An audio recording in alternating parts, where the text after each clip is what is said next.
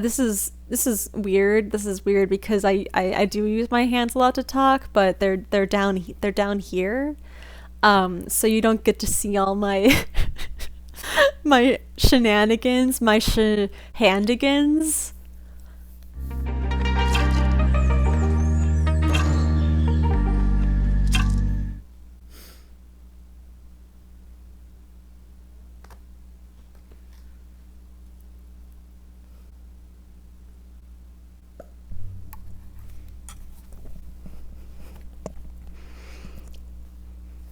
Hello. I don't know what to tell you. I bought a microphone. It did not work out. It didn't work out, and I just have to kind of accept this. So here we are. Here's my microphone headset. At least I got a cute one. At least I got a cute one. I got it so that I could make it easier to do readings with clients. Anyway, we just need to be closer. Maybe that's what it is. I don't need this. I don't need that right there. This is a slightly more agreeable arrangement. I I'm insecure about how I look in this recording. For some reason, I just got to make sure that I'm still right there, and I gotta know what I look like because I don't have any concept of what I look like unless I'm seeing myself. Comment below if you have the same thing. So I'm gonna pull some cards for this upcoming week. It's a general reading, so like it's not gonna apply to everybody. So I'm gonna do something a little bit different. I'm just like that, okay? Typically there are like a lot of readings for new moons, full moons, special full moons, eclipses, etc. But I wanted to use the current moon phase, the last quarter moon. The last quarter moon, as we kind of crawl our ways toward the new moon. And the thing about this period is that it is a little bit typically, like, so it's not going to be the case for everybody, but generally after the full moon our energy has hit its peak. It's like, yes, I am implementing the plans that I started 14 days ago. I'm feeling pretty good, hopefully. Sometimes it's kind of the opposite. Like, sometimes you find out that the seeds you planted were just expired or some shit like that. But whatever. So I use the sidereal system when I am practicing astrology. The one that's normally used is the tropical system. I'll explain my reason for switching in a different video. I just find it to be more astronomically accurate, and both systems are symbolically relevant and accurate. Because the only thing that changes is the signs. The aspects all stay the same and stuff. So when I talk about this moon phase, I might be off from what you think it is. So the sidereal, I say sidereal moon, or do I say sidereal Leo? The moon is in Leo using the sidereal system, and the sun is still in Scorpio. It's still Scorpio season. When the moon and sun are both in a sign of the same modality, so Leo and Scorpio, both fixed signs, they're square each other. That is a quarter moon. Another example would be if the moon was in Pisces and the sun was in Sagittarius, then that would be another quarter moon. Yeah. So the living wheel, which is these cards that I like to use, they're very pretty. It's freaking shiny. Yeah. Oh, it's the good stuff. There's this little keyword packet, and for the waning quarter moon, the keyword is adjust. So, like I said in the beginning, if you're finding that the seeds you planted aren't coming to fruition, if things just didn't work out, or if you were kind of hoping for an outcome that you kind of knew wasn't gonna happen, or maybe the full moon came but you didn't put in the work that you needed to do for whatever it was that you were trying to do, this is the adjusting period. This is taking in the information, the data that you received during the full moon, and then figuring out what it is that you need to do next. It is not a time, it's not known as a time for taking action, new action. It's about making the little changes that you are noticing need to happen in order to get where you want to be. So using these little keywords, it's a very useful tool. So when I put together the keywords for the Scorpio sun and Leo moon, quarter moon, I got the phrases, I will adjust, Leo moon, and I desire illumination, Scorpio sun. I will adjust, I desire illumination. The main idea that I took from these two placements was how we can practice all of the self-love and self-compassion that we want, but there comes a time when our goals require us to show up in a new way. And when this happens, this self-love and self-compassion that we've developed for ourselves, or that we're trying to develop for ourselves, these are meant to encourage us to reconfigure. They're not here to make us complacent.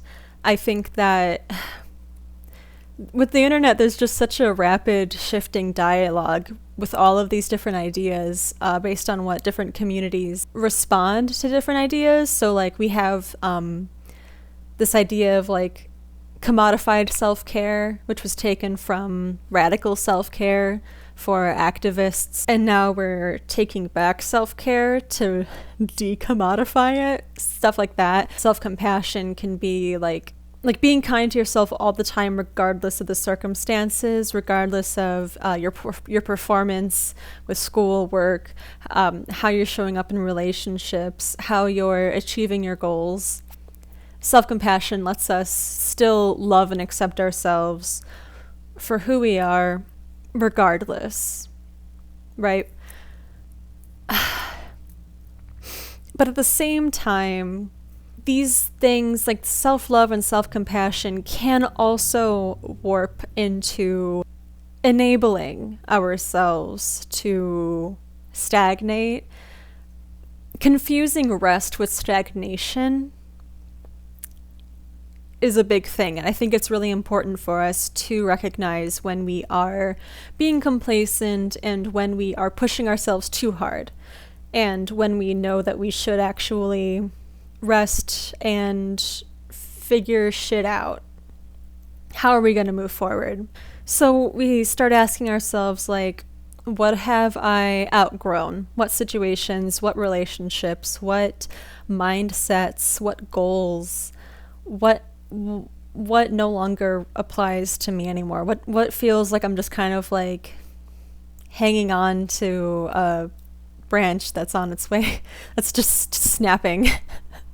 These things then are replaced by things that we must embrace. And this doesn't have to mean letting go of an entire situation. This can simply mean letting go of a dynamic that we're outgrowing. It doesn't have to be the people. It can just be the way that you're interacting with people, the way that you're seeing people, the way that you're seeing yourself, what you're expecting, the cycles and games and the theater of relating to one another. How are you changing the script? How does the script need to be edited in order to have a resolution that makes sense? I like that I came up with the theater metaphor. Is that the right word? Because Leo Leo is known as like the performer of the signs, the entertainer. So what drama are you creating, or what stories? I made the point. You got it. You get what I'm saying. So what have we created in our lives that follows this script, these stage directions? What is it that needs to transform? When we think about how we're going to revise the story that we've created, when we start thinking about how we want to make changes, we have to have an idea of where we're trying to get. And I'll mostly be talking about the concept of the ideal self. Leo is ruled by the sun, and the sun represents the ego. And I don't mean ego as in like the bad connotation, it's just this sense of self. So I'll be talking about ideals in relation to ourselves, and that is important because often when we change ourselves and we change our perceptions of things, our outer reality often, not always, and not in all circumstances, our outer reality can begin to change, because if you react to the same stimuli, the same triggers, the same words, the same arguments, the same irritations, the same barriers, pitfalls, etc., when you respond to all these disagreeable things in the same way every time, then we often create a chain reaction of what we've been through before. And I'm not talking specifically like about like childhood conditioning, though that often is the case, but just in general. Where was I? What was I saying? So I'll be talking mostly about the ideal self, but I'll like, it'll also have to do with like the outer things, like ideal relationship, ideal work environment, ideal job, ideal academic experience, I don't know. Ideal routines, ideal just daily life. You know what your ideals are. Maybe what you thought you wanted is beginning to shift as well. So I'll be talking mostly about the self, but just apply this to whatever it is that you are currently in the middle of transforming or beginning to transform. You get it. But when we start to think about this ideal self, we encounter this really interesting barrier, resistance, if you will. But really, like, think about it. Think about the ideal situation, the ideal self that you are hoping to embody or experience. What is it like? What does this ideal self do in their free time? How do they show up for others? How do they set and achieve goals? What do they wear? Who are they with? Where do they live? Just imagine this self. Just take a moment, chill, pause the video if you need to. Think about it, write it down. I find writing to be so useful, and I used to really hate, like, I've liked journaling and stuff, but I hate how helpful it is. And that's part of this theme, is that's the theme here as well. And also with the main themes of this reading, illumination, that often comes with getting the thoughts out of your brain and onto paper. It can help you understand your repetitive cycles of thought processes.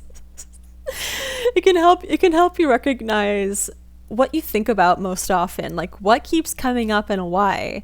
Do you need to do something about it, or are you just fixated on it?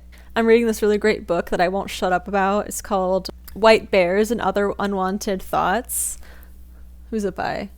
It's by Daniel Wegner, I don't know, but it's great. It's from like 1980, so you know it's a classic. It's really good. Talks about, like, kind of paraphrasing, kind of quoting a little bit incorrectly. When we try to control our thoughts, we keep them prisoner, and then we're surprised that they won't go away. But writing helps me with that. So, did you think about your ideal self? Do you One of the barriers that I'm talking about here is thinking that we can just think our way through these kind of almost therapeutic processes. Like we think like, okay, I get how that would work. And then think that for some reason like that was all we needed to like move past the speed bump in our life, but no. You gotta actually do it if you really want to. So how do you feel while imagining this version of yourself? Did you feel hopeful? Did you feel inspired? Did you feel overwhelmed, hopeless, helpless? You may have felt a combination of these things, depending on how fixed your mindset is. You probably felt a few things come up, like you might have imagined this ideal self as this unattainable being, or you may have imagined like, yeah, this is my future self. There's bits and pieces of these things. Like there are obviously some things that we just can't change in our ideal like version of ourselves. Like if we have certain illnesses and diseases, I don't know if I'm ever going to get rid of asthma. I have no clue. Like how I mentioned the fixed and growth mindset, where do your feelings come from when you think about your ideal self or ideal relationship or situation? I thought about this and I came to the idea that there are two or kind of three, 2.5 main sources: our beliefs, our identity, and our attachment to these things. There are whole entire schools of thought about the concept of belief and identity. So even it is kind of a lofty idea. I'll only be grazing the surface of these things. But anyway, for the purposes of this reading, it could be said that our identity is formed by our beliefs about ourselves. These come from so many different sources, but some of the main ones, obviously, what our parents said to us. How did how did they like implicitly or like under the surface, like passively, what did they communicate to you through their action or non-action? How did this form your sense of self or your sense of worth? Or it could be things that they communicated to you overtly, like things that they just straight up said, like, you're such a good kid, or God, you suck. I'm real creative today. These could come through our experiences in the school system, our friendships, from our successes and our failures. These often create unconscious beliefs that shape our view of reality.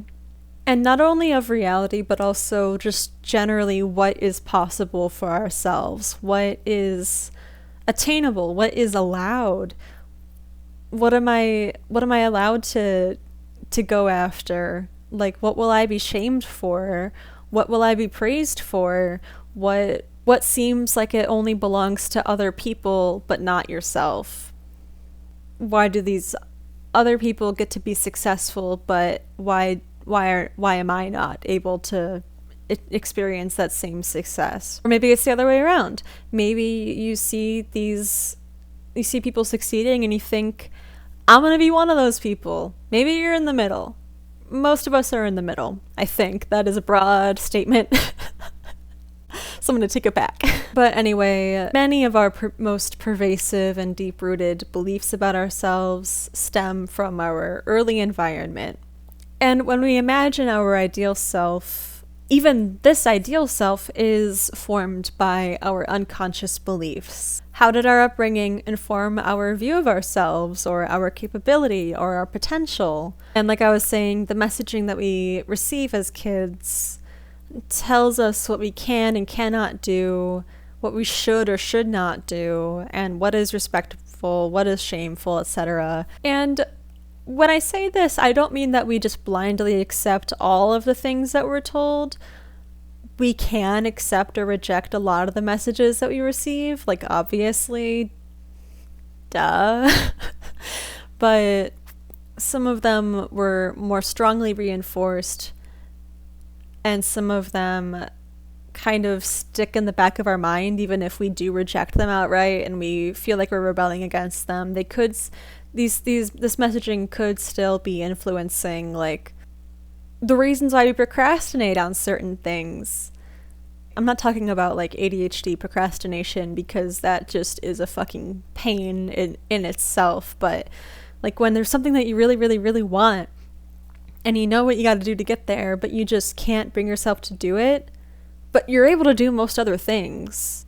Maybe one of these beliefs is holding you back from actually doing what you need to do to get what you want. Does your current ideal self settle for less than what you actually want, for what you truly desire?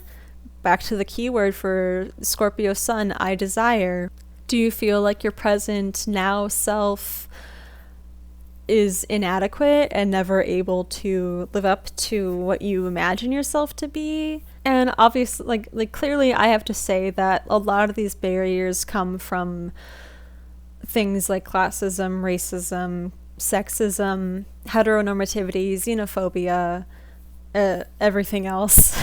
Some of them, like I said earlier, can come from mental or physical conditions that just aren't curable. But a lot of the beliefs and restrictions that, like, a lot of the restrictions that we have on this ideal self, a lot of these beliefs do come from a place of illusion. Hey, hi, it is editing me. When I say that some of these beliefs are illusions, I am not talking about the structural issues. I'm talking about like things that we may have learned to believe about ourselves because of like shitty friendships or mean family members, or just any other kind of negative self-talk that comes from anything but systemic oppression. I just want to make that clear. I want to make that super clear. Okay, cool, great. Enjoy the video, or don't, whatever. They're strong illusions, but even if something seems like it is solely the result of systemic issues, try to find holes in it, because a lot of them might be more flexible than you think that they are. One way that I recommend doing this is just going online and seeing if there are people who are living the life that you want to live. People who are showing up in the world, asserting themselves in the world in the way that you want to, but feel like you can't. For a lot of us, it can be dangerous to be visible. There is hate. There are threats. There are actual cases of discriminatory harassment, and that is real. But I think with even stuff like that, and this is something that I've been working through myself, even with something like that, what ideal is worth it to you? What ideal is so strong that it pushes you to act despite these fears? It could simply be becoming this ideal self for your younger self, and knowing that there are other people who basically are the embodiment of your younger self who will benefit from knowing that you are doing what you're doing.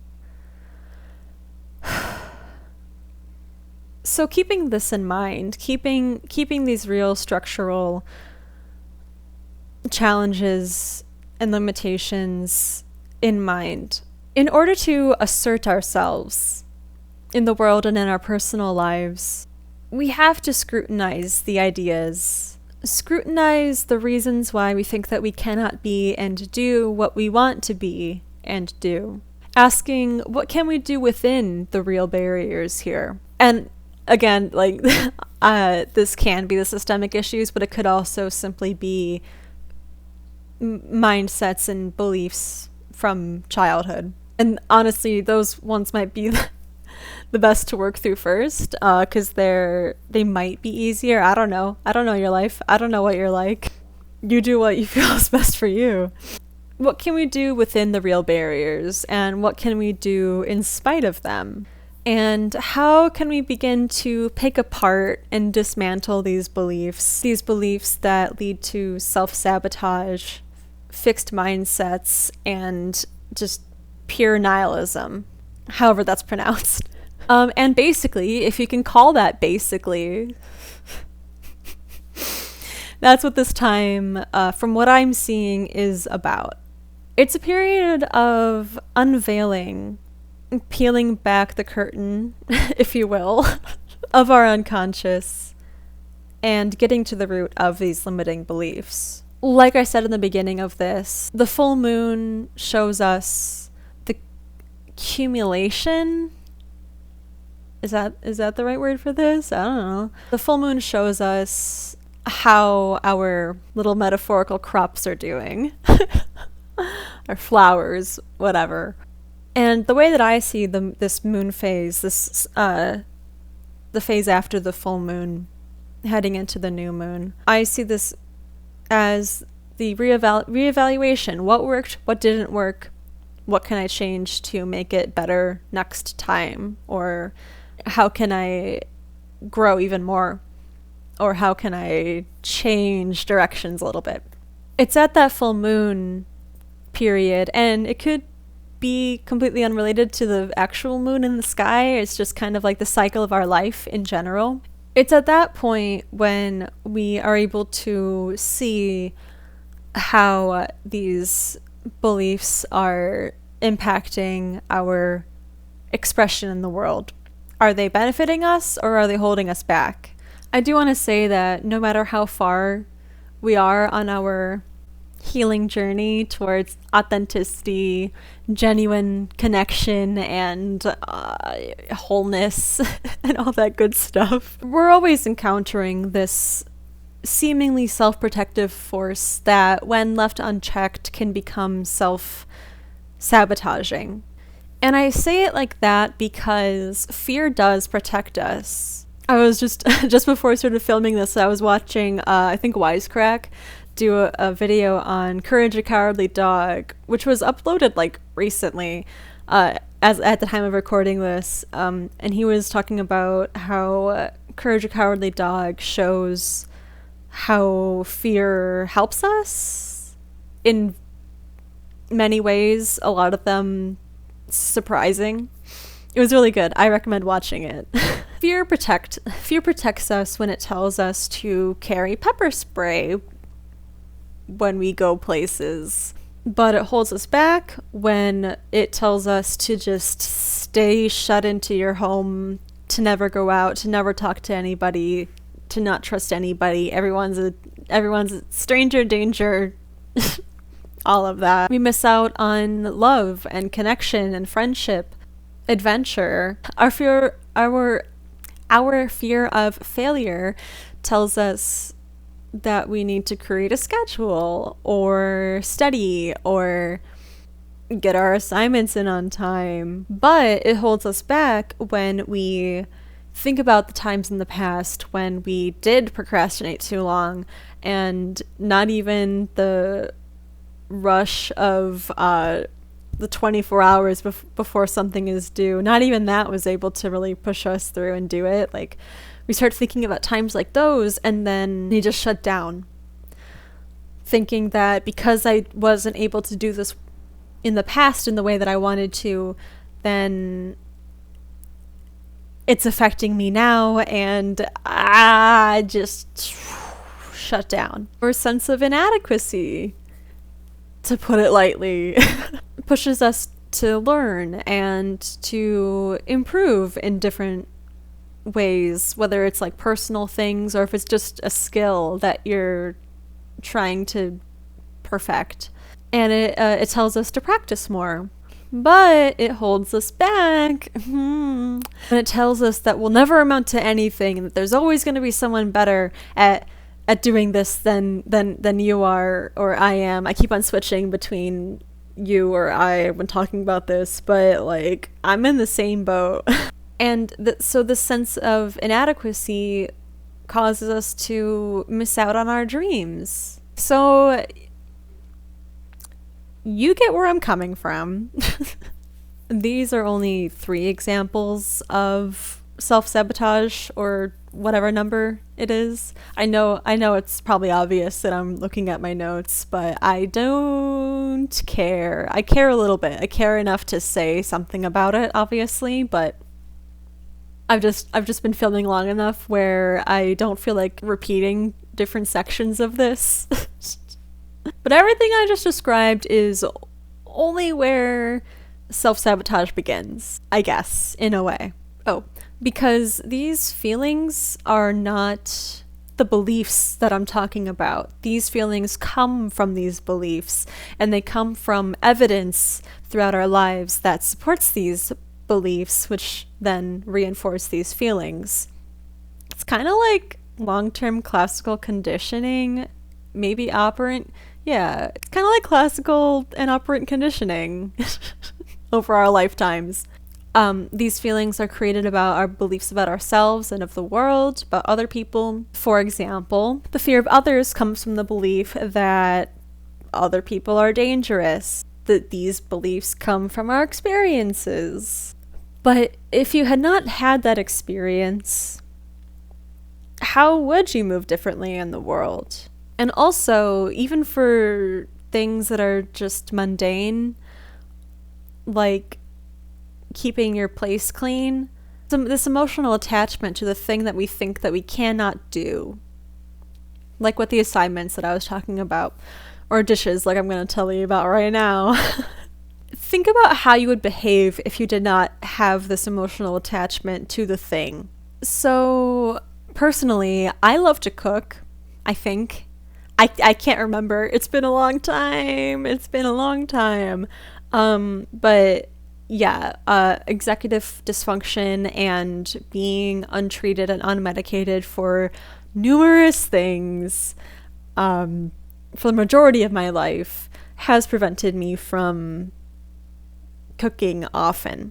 One of the basic reasons why I haven't been able to cook is because it's taken me such a long time to just clean up after cooking. I dread the cleanup part of it, and I know, like, clean up while something is cooking or clean up while something is marinating. I don't know. No. That's neurotypical advice. I think. That just doesn't work. It doesn't work. Anyway, so in the past, it's taken me ages to get things clean. And so then I can't cook even when I want to.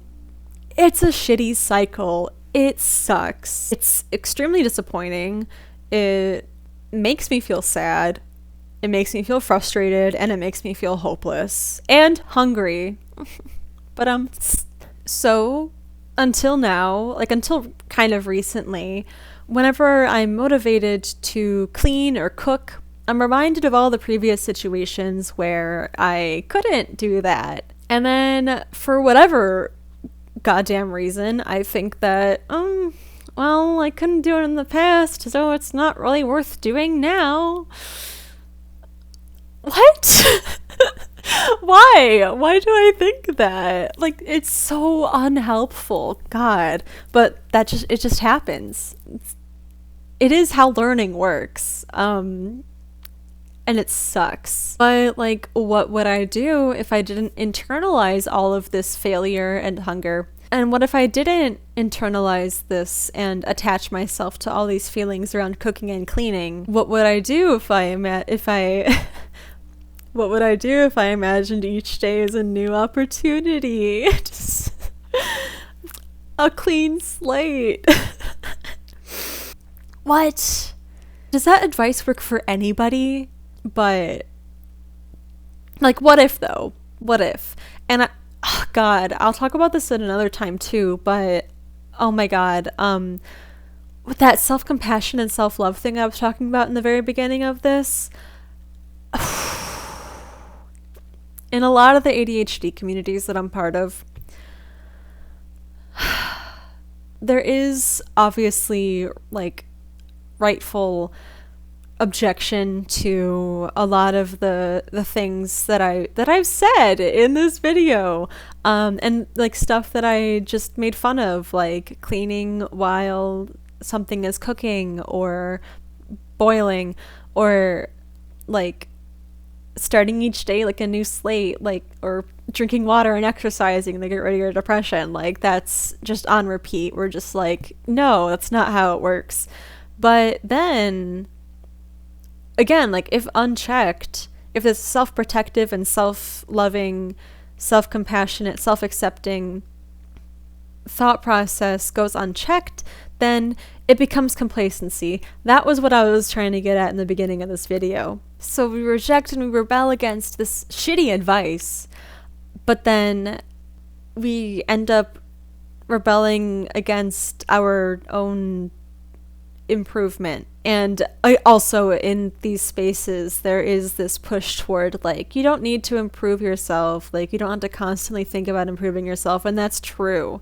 But the point of this video and a lot of situations in life, in my 25 years of wisdom, like, you have to grow. Maybe we just have to reframe it. Maybe we just have to think about, like, changing it from fixing yourself, because obviously that's a shitty way of thinking about it, but changing it even from the thought of improving ourselves. Like, maybe we just need to change it to growing. I don't know. I don't have the solution here, but I don't know if I'm the only one frustrated by this. I'm sure I'm not, but like, I feel like if I would say that in a group, like, I would probably get dogpiled or just ignored. I don't know. But anyway, outside of that tangent, so there's the really interesting bit about this too is, what if I'm now getting treatment for the thing that's been getting in the way of me being able to do the thing? What if I'm taking something or doing something that helps give me a lot more energy, but my mind is still conditioned to think that I cannot do things because I have no energy? I'm specifically talking about PMDD. I won't shut up about it. Stable hormones are everything. What if I'm now getting treatment for this, for like the depression or the PMDD that was keeping me in that old cycle? So you might have the capacity now to do the thing, but still believe that you're not able to. And that's a shitty place to be. And it can last as long as you want it to last. Like I was saying earlier in this, like, a lot of us think that just by learning ways of doing stuff, like learning that journaling is helpful for us, and then being like, okay, and then for some reason thinking that knowing this information has already solved our problems, like this not following up on the thing. So as I was saying earlier, in order to challenge a limiting belief, we have to find evidence against it, and that comes from baby steps. So each time your immediate thought is like, I can't do that, or people like me cannot do that, or anything else, question that thought, question that belief, question your immediate reaction to most things, honestly, is the advice I can give you here. I desire illumination. Create that evidence for yourself. Do small things. Don't expect yourself to just be able to change overnight. And you can know that this is the case, but for some reason we just think that that applies to everyone else. It doesn't apply to me. Find people who are in a similar situation. Like, find community, find support groups. Like, they exist out there. See how people can do what you think that you can't, and learn from them. So basically, with this last quarter moon, we're thinking about what exists just outside our current boundaries, what exists just beyond our comfort zone, and how can we begin to expand ourselves to incorporate those things, take this ideal image of yourself and start asking, like, what do I need to do on a regular basis in order to be this ideal self? How can I invoke this ideal self? It comes from what you do every single day. Like, even if you have days where you just don't do anything, those are fine. But what I'm saying is, like, more frequently, like, the things that you do create your circumstances to a large extent. Obviously not completely, like, no. But the things that you do on a regular basis help you get to where you want to be, or they keep you trapped where you don't want to be. By taking these baby steps outside of what you outside of what you thought was capable for yourself, then you begin to expand your belief in yourself. Another thing that came up for me during this was to embrace the unusual and the unconventional. I didn't expand much on this in my notes, so I'm not going to do it here, but take that for what you will. And just generally, like, finally, I just want to say that I think that it's important for us all to take responsibility for our own transformation. We need to be idealistic about our goals, despite external conditions. We must refuse to give in to hopelessness. So what I want to do, I hope that I cut down my footage to something tolerable so that you're not just, like, wasting your time here. That's one of my beliefs about myself, is that I'm a waste of time, but I'm working on it. So what I want to do is draw a card that can kind of guide us to the next step. And again, this is general. This is a general reading. I mean, if you've stuck with this video for this long, I guess I'm sure something has resonated with you. So for the real ones out there who are still here, thanks. It's funny how new content creators on YouTube always kind of feel this way and say these kinds of things. It's really interesting. I'm gonna be extremely unoriginal and use the Wild Unknown tarot deck, and I'm just gonna shuffle and see what flies out of the deck to give us, I don't know, some inspiration, some ideas of what to do moving forward, what the next step is in understanding what we need to do in order to get where we need to go. Of course, the fucking Six of Cups falls out. This is the card of childhood conditioning, childhood wounds, or sources of support. Like, how were you raised? Just, like, I know, like, a lot of us have really, really bad experiences with childhood, so knowing if something needs to be explored with a therapist or a counselor is essential for this. So if you have something shitty, like, don't hurt yourself by, like, diving into it. Work with a professional on that, or someone that you really trust. And Ace of Swords also came up, and that is the new ideas. Yes.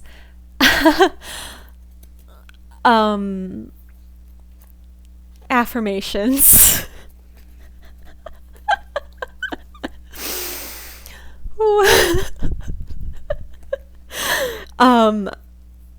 They work, okay?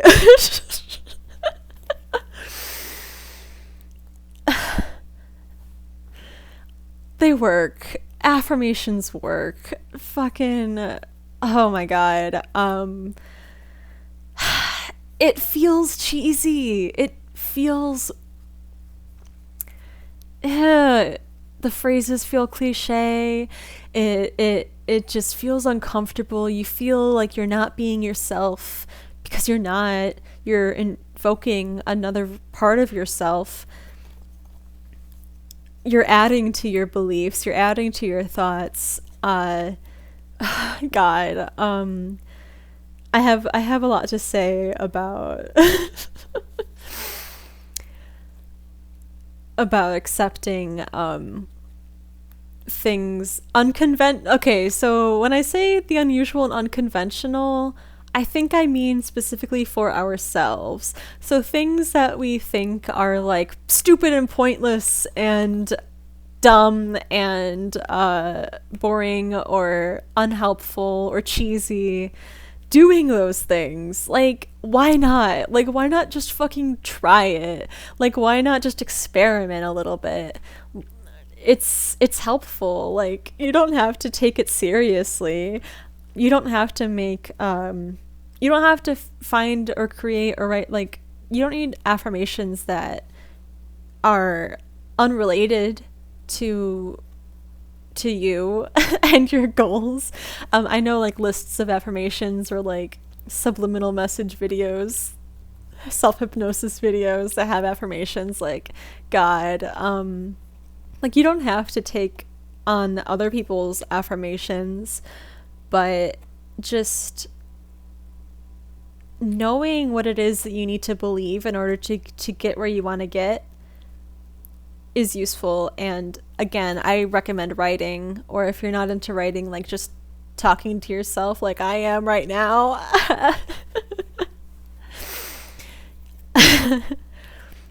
Like, it feels dumb. It just feels weird. It feels like you'll never believe these things. I don't know. Whatever it is, like, that's the resistance. That's the resistance that comes up when we do that, you know? So, like, try the things. And also, like, what I said about neurotypical advice about depression, for example. Obviously, I'm not a therapist or a licensed professional, but, like, try the things. I don't know, like, see what you can start to incorporate into your life. It's about building those habits and those pathways in your brain that start to recondition you to do the things that are good for you. Like, obviously,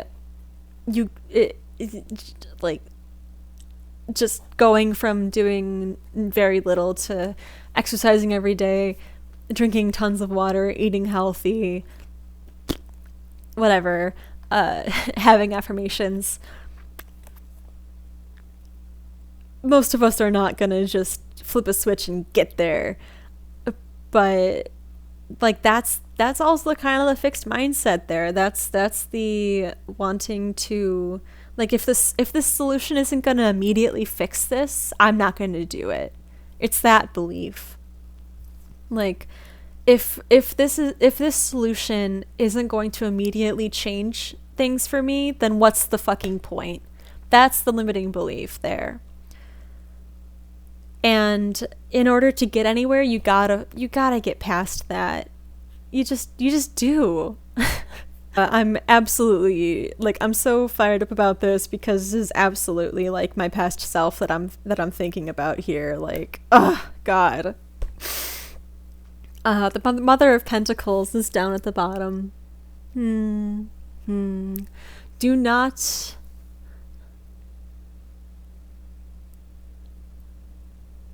devalue the importance of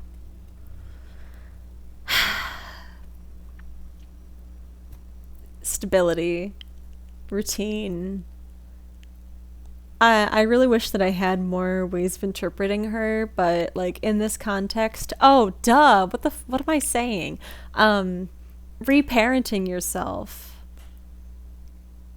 And even if you did have, like, really great parents, like, nobody's perfect. Nobody's parents are perfect. Nobody's childhood was perfect. Sometimes the most loving and present parents can just completely overlook some of our personal needs. The needs that we don't know how to communicate.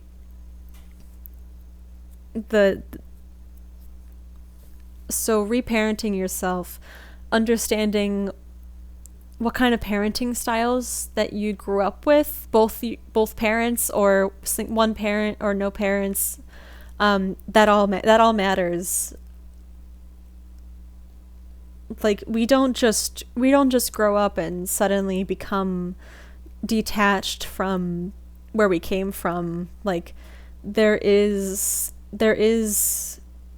that inner child who was thrown into the world, thrown into adulthood, thrown into different circumstances, maybe too soon. That inner child still exists within all of us, and it needs to be nurtured.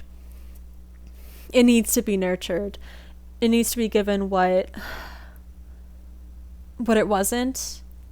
Like, if you have to, like, just picture them as, like, if not an extension of yourself, just someone else. Like, your kid. Like, parent yourself like you're parenting your own kid, but like with a good parenting style. Or maybe don't even think about being a parent. Just think about, like, if you were a caring adult in this kid's life, how would you want to treat them? What would you want them to believe about themselves? What would you want them to have? I'm not gonna be your main source for how to reparent the inner child. There are so many other people out there who do this work. New Mind Frame, NU Mind Frame. She has a fairly recent video about remothering yourself. But I mean, it could be the father, it could be whoever it was that you grew up with, a grandparent, whatever situation it is that you were in. And also with this inner child idea, there is that giving yourself the love that you needed, that care, the attention that you needed. But there's also having to take care of the tantruming child. That's the resistant kid in us that's like, I don't want to do this because I don't want to be a grown-up. I didn't ask for this. That also requires parenting, reparenting. So it's being kind but stern. No, that's not what I want to say. Being stern but gentle. If you look up the parenting styles, it's called authoritative parenting, as opposed to authoritarian or permissive or whatever.